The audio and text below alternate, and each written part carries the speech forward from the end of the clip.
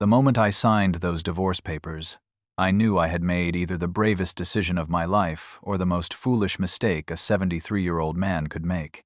My hand shook as I set down the pen, and my attorney, a kind woman named Rebecca Morris, looked at me with an expression that fell somewhere between pride and deep concern. She asked if I was absolutely certain. I told her I had been certain for 40 years, but it had taken me this long to find the courage. That was 3 months ago, and what happened next nearly destroyed everything I had worked for my entire life. My name is Harold Mitchell.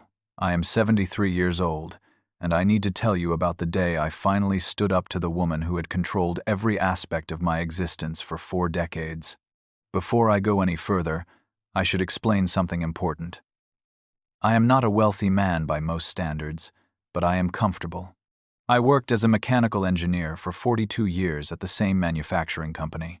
I saved diligently, invested cautiously, and lived within my means. When I retired at 65, I had a pension that paid me $3,200 per month. I had a 401k worth approximately $470,000. I owned our home outright, a modest 3-bedroom ranch in a quiet neighborhood, appraised at $320,000. I had no debt, good health insurance, and a small savings account with another $60,000 for emergencies. By any reasonable measure, I had done well for myself. My wife, Judith, had never worked outside the home. This was her choice, not mine, though she had spent our entire marriage telling anyone who would listen that I had forbidden her from having a career. That was the first of many lies she told about me. Judith and I married in 1983. I was 33 years old, and she was 29. She was beautiful in a sharp, angular way that I mistook for elegance. She was articulate and confident, qualities I lacked. I was quiet, methodical, more comfortable with blueprints and machinery than with people. She seemed to know everything about navigating social situations, about presenting the right image, about saying the correct thing at the correct time. I thought she would complete me. What I did not understand then, what took me decades to recognize, was that she did not want a partner. She wanted someone she could control completely. During one of these visits, Oliver was helping me restore an old radio I had found at an estate sale. He was carefully soldering a connection while I guided his hand.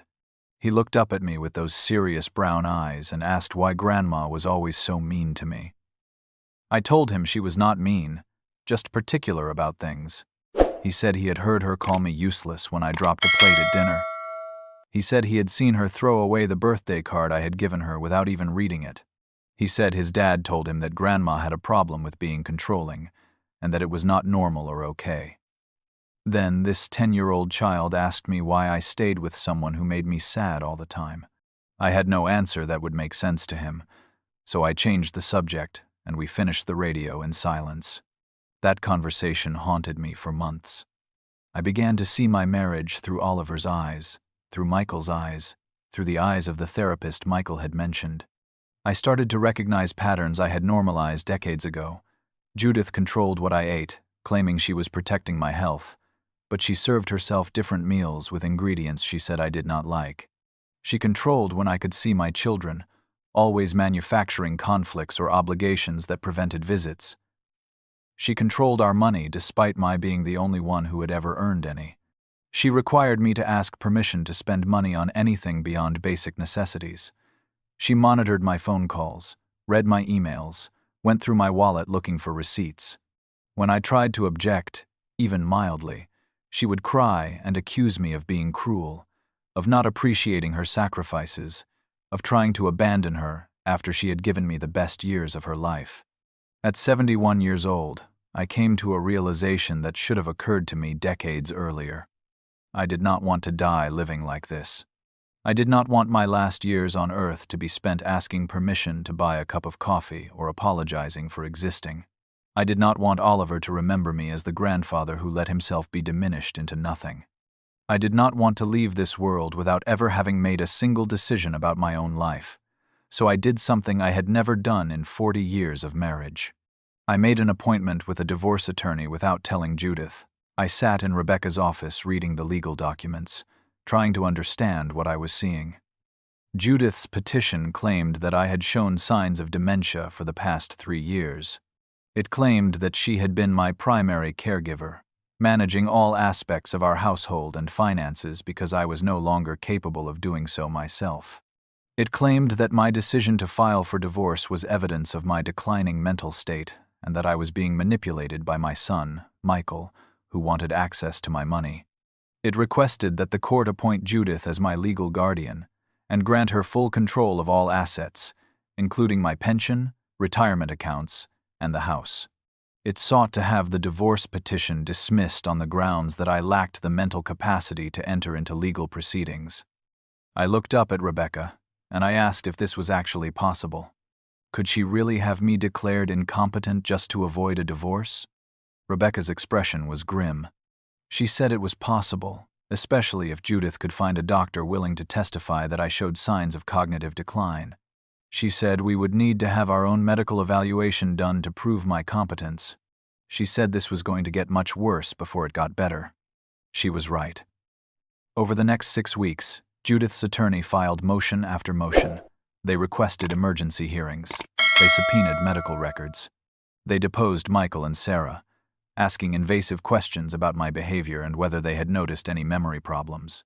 They hired a psychologist who interviewed me for 4 hours and then wrote a report suggesting that I showed some markers consistent with early-stage dementia, though he acknowledged that I also scored within normal ranges on most cognitive tests.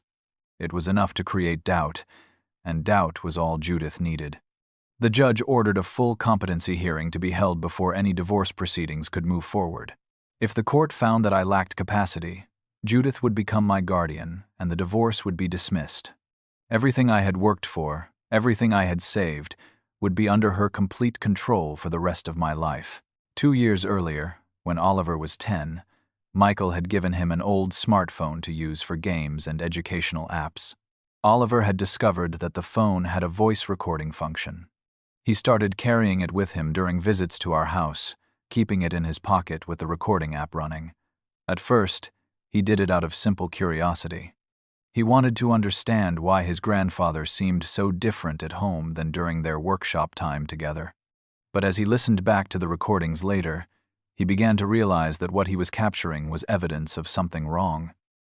He kept recording. He saved every file. He never told anyone what he was doing because he was not sure it mattered. He was just a kid, after all. What could he do with a bunch of recordings of his grandmother being mean? Everything changed when Oliver overheard a conversation between his parents about the competency hearing. Michael and his wife were discussing strategy with Rebecca in their living room, not realizing that Oliver was in the next room doing homework. They were worried. Rebecca had explained that without proof of Judith's manipulation, the case would come down to competing expert witnesses and the judge's impression of who seemed more credible. Judith had decades of practice presenting herself as reasonable and sympathetic. She would be a compelling witness. Oliver listened to this conversation, and something clicked in his 12-year-old mind. He had proof. He had hours of recordings. He just needed to figure out which ones mattered. Oliver spent the next week going through every recording he had made over the past 2 years. He listened during his free time at school, on the bus, late at night in his room. He made notes about what each recording contained. He organized them by date and topic. And then he found something that made his hands shake when he heard it. It was a recording from a family dinner 6 months earlier, before I had filed for divorce. Oliver had been in the kitchen helping to clear dishes when Judith had stepped out onto the back porch to take a phone call. Oliver's phone had been on the counter, recording. He had not thought anything of it at the time. But now, listening back, he heard Judith's side of a conversation that was absolutely damning. Judith's attorney called her as his first witness. She walked to the stand wearing a pale blue dress that made her look fragile and sympathetic. She placed her hand on the Bible and swore to tell the truth.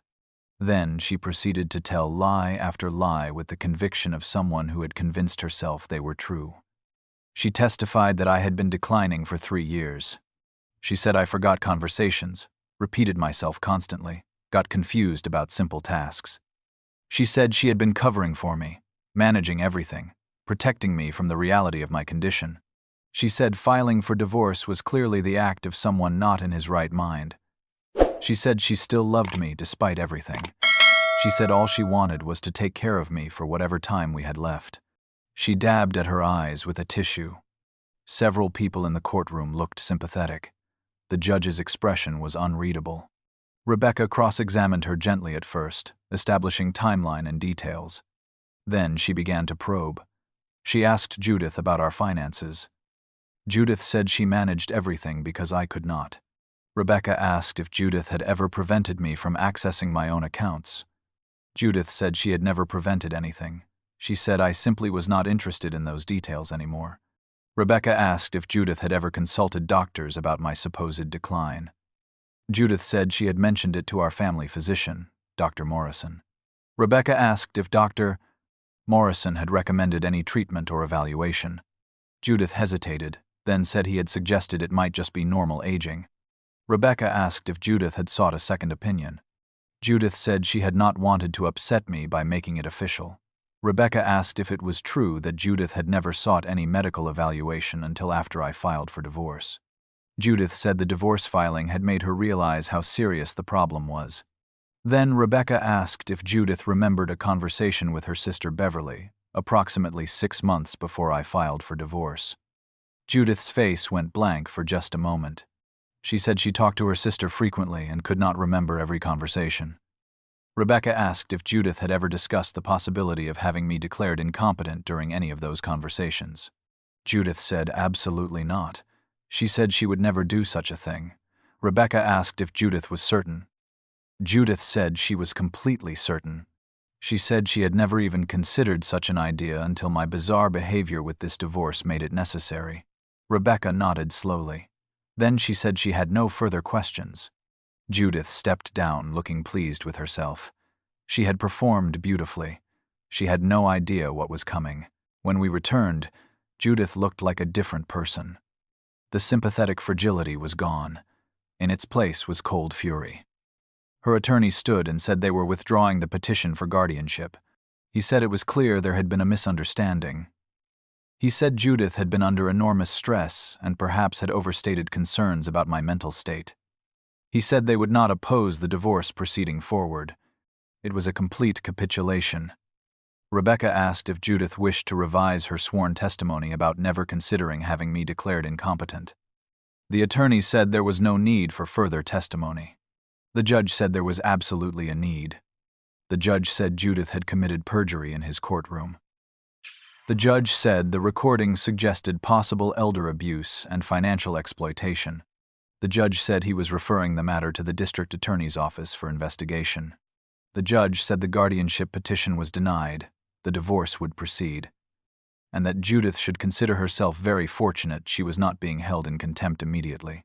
The hearing ended. I sat there trying to process what had just happened.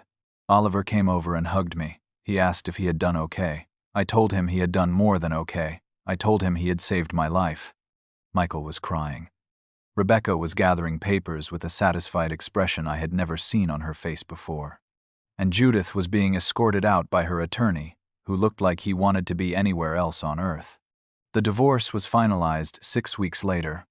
Because of the evidence of financial control and abuse, the judge awarded me all of my retirement accounts, my full pension, and 70% of the value of the house.